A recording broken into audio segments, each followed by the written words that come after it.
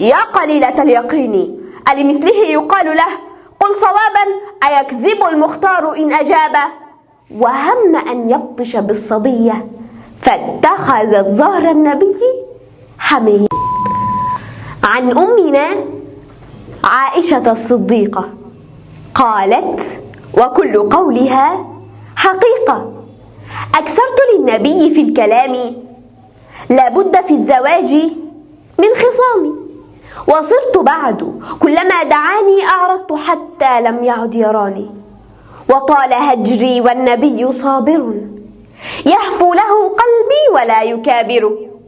فقال لي مهلا يا أم عبد الله، الصلح خير من خصام واهي، لابد من حكم يحكم بيننا ويرضى كلانا حكمه ويلزم.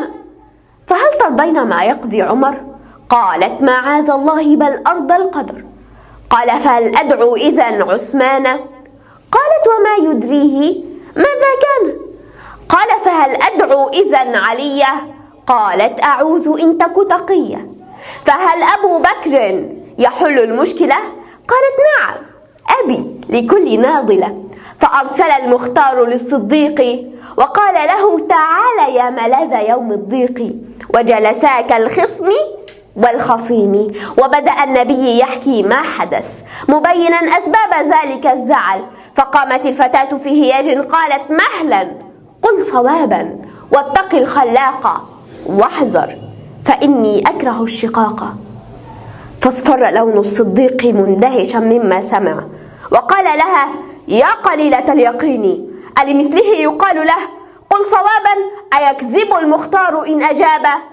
وهم أن يبطش بالصبية فاتخذت ظهر النبي حمية. فأمسك المختار كف صاحبه: أقسمت بالله عليك جاهدا، دعها وإن كنت فيها شاهدا، ودع لنا أمر الخصام بيننا نقضيه صلحا تحت سقف بيتنا. وخرج الصديق ودعا النبي للصديقة فأعرضت. قال سبحان مغير الأحوال، قد كان ظهري حصنك الحصينة والآن أدعوك فلا تجيبين. وبدأ النبي في المداعبة حتى أتت إليه تائبة. قال أبو بكر أتيت بعدها رأيته يأكل من خبز يدها، كلاهما في غاية السرور والأنس والحنان والحضور.